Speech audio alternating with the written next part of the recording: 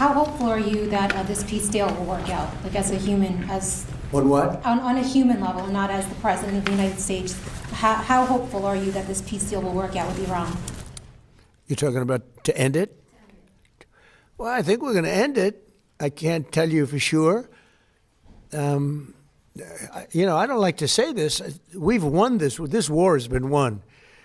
The only one that likes to keep it going is the fake news. I mean, the New York Times, you read the New York Times, it's like we're not winning a war where they have no Navy and they have no Air Force and they have no nothing.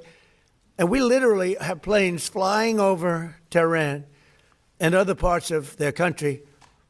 They can't do a thing about it. For instance, if I want to take down that power plant, that very big, powerful power plant, they can't do a thing about it. It's like, take me. That's all they can do. And yet, if you read the New York Times or if you watch ABC fake news or NBC fake news, you'd say it's a close battle. It's not a close battle. They're totally defeated. You know, we killed their Navy in, would you say 3 days, Pete? Gone. In fact, I was a little upset with Pete. I said, why didn't you save the ships? We could have used them, right? He said, it's more fun shooting them down. But the Navy was wiped out in a very rapid order. Pretty impressive for you guys, you champion wrestlers, right? When you hear this stuff. But you don't, if you read the news, you don't hear this. You know, you read like, oh, they're doing wonderfully. They're doing terribly. They're wiped out militarily. They are dead. Hello, Bobby Jones here for Midas Touch and Valor Media Network, and for Ken Harbaugh this week. So please, someone tell me, is this what winning looks like? Is this what true victory looks like? President Donald John Trump this past week has gone on record multiple times saying that the United States has won the war with Iran. The United States has won the war despite the fact that gas prices are at an all-time high, despite the fact that we have not one, but 2 Marine Expeditionary Units headed towards the Middle East right now, and despite the fact that we have another aircraft carrier in the George H.W. Bush and the command element of the 82nd Airborne en route to the Middle East. Never mind that the actual brigade combat team is on hot standby. So if you have already won this war, then why are literally thousands of troops headed to the Middle East with a $200 billion request for funding sitting on Congress's door? I don't know if you're old enough to remember if you're watching this video, but we've seen this before. I was a young junior officer in the Navy when President George W. Bush famously landed on an aircraft carrier and said, "Mission accomplished," at the beginning of the Iraq War. Literally, decades later, we look back at that as one of the biggest strategic mistakes in American history. And that is only to be supplanted by what we're seeing now. Because I know President Trump said that we get tired of winning when he came in office, but this is amazing. Let's count the ways that we're winning. We're winning because apparently our closest allies, NATO, to include the United Kingdom and France, wanted no parts of this conflict, and that the NATO nations, for the most part, have stayed the heck away. Now, the French and the British are cobbling together something to try to keep the Strait of Hormuz open, but let's not get it twisted. Canada, along with other countries, stood on business this past week saying we need a new world order where the middle powers have autonomy and do not have to rely on the United States. I guess that's winning. I guess victory looks like dismantling a sophisticated air defense system, a THAAD battery on the Korean Peninsula where you actually have a nuclear threat, and moving it to the Middle East because you're basically getting overwhelmed by the amount of missiles that your intel community told you Iran had, but you chose to do this anyway.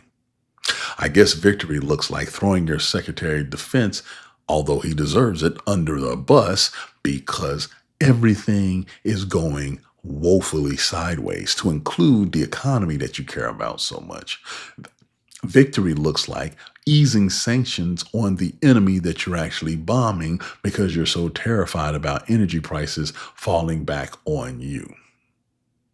Victory apparently looks like every cooperative nation, every partner nation that you have in the Middle East being attacked relentlessly by an Iranian force that supposedly has no army, no navy, no air force.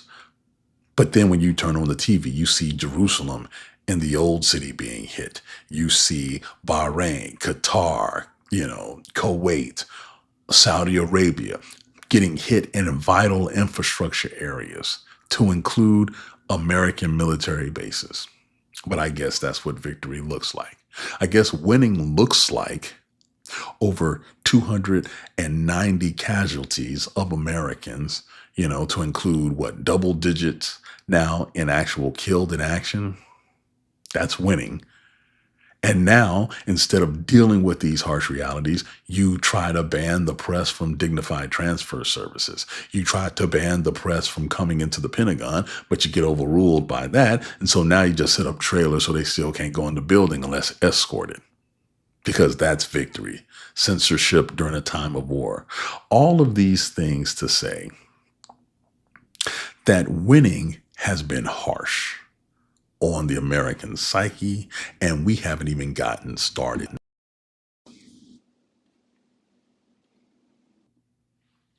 Now, I said all of that to set the stage for this question.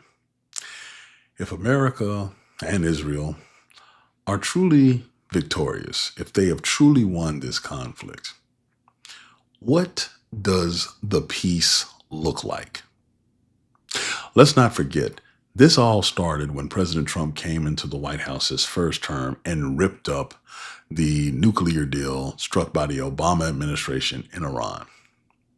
And we're hearing everything about tactics, invasion plans, going through the straits, taking over Kharg Island. But I can tell you what I'm not hearing. I am not hearing what a post-conflict Middle East looks like. What does victory look like? Will everybody agree on what that is? What does Iran say victory looks like from their perspective?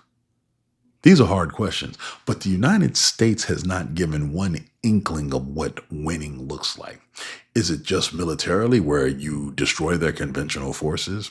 Okay. What about the political ramifications? What about the terrorist cells that have been activated? What about the unlocated enriched uranium, which is one of the many reasons you said you did this in the first place?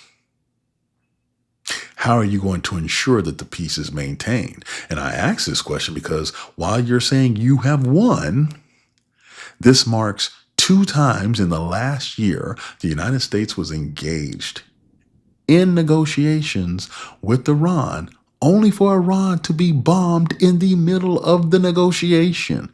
And each time it looked like an agreement was about to be had, Israel convinces the United States to go and bomb Iran. That is literally what happened with Operation Midnight Hammer, and is what's happening with Operation Epic Fury. By the way, these titles of these operations, it's like a screenwriter reject from a B-list Hollywood movie was making these. It's horrible. But along those lines, the rhetoric is something from a 1980s action film too.